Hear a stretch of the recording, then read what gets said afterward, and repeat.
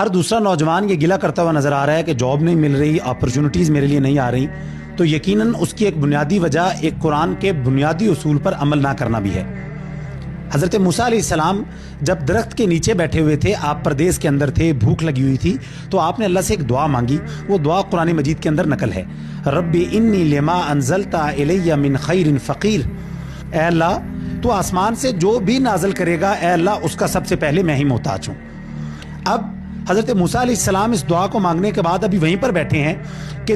وہ لڑکی کہ جس کی بکریوں کو حضرت موسیٰ علیہ السلام نے پانی پلایا تھا، وہ آتی ہے چلتے ہوئے اور کہتی ہے کہ میرے والد محترم آپ کو بلا رہے ہیں۔ یقیناً وہ لڑکی حضرت شعیب علیہ السلام کی بیٹی تھی۔ اچھا، جب اس لڑکی نے آپ کو یہ آفر کی کہ میرے والد محترم آپ کو بلا رہے ہیں، وہ آپ کو اجرت دینا چاہتے ہیں، تو حضرت موسیٰ علیہ السلام نے کسی بھی قسم کی فارمیلٹی نہیں اختیار کی۔ آپ فوری طور پر اٹھ کر چلے گئے اور آپ نے اس بات کو سمجھ لیا کہ یہ اللہ کی طرف سے مدد ہی آئی ہے، اور آپ نے جا کر اس اپرچونٹی کو اویل کیا۔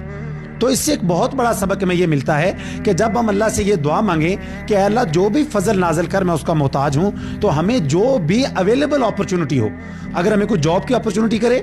ہمیں آپشن دے، ہمیں فوری طور پر اویل کرنا چاہیے اس کو۔ ہمیں وہاں پہ فارمیلٹی کو مد نظر نہیں رکھنا چاہیے، یا یہ نہیں کہنا چاہیے یار اس کی تو سیلری تھوڑی ہے، جو بھی آیا ہے اس کو اویل کیجیے آپشن کو، انشاءاللہ اللہ تعالیٰ اسی سے ہی راستوں کو نکالیں گے۔ اسی طرح ہم جب کسی کے گھر میں جاتے ہیں، وہ اگر کہے بھی کھانا کھانا ہے، ہمیں بھوک بھی لگی ہوتی ہے، ہم پھر بھی فارمیلٹی سے کہتے ہیں نہیں میرا دل نہیں کر رہا،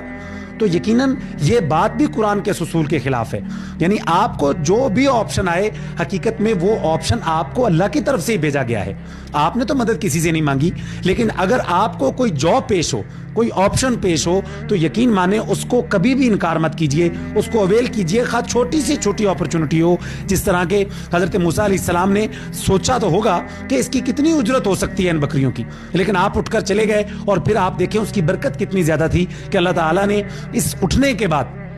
آپ کو، اللہ تعالیٰ نے آپ کا نکاح بھی ہوا، اللہ نے آپ کو دولت بھی دی، آپ کو اللہ نے رہائش بھی دی، آپ کو اللہ نے کاروبار بھی دیا۔ تو اس سے ایک بہت بڑا نقطہ یہ نکلتا ہے کہ ہمیں ہر اپرچونٹی کو اویل کرنا ہے، جو بھی ہمیں ملے اس میں کسی بھی قسم کی فارمیلٹی اختیار نہیں کرنی۔ یقین مانیں چھوٹے بزنس کو سٹارٹ کریں، چھوٹی اپرچونٹی کو اویل کریں، انشاءاللہ تعالیٰ اللہ آپ کے اوپر بھی نعمتوں کی بارش کرے گا۔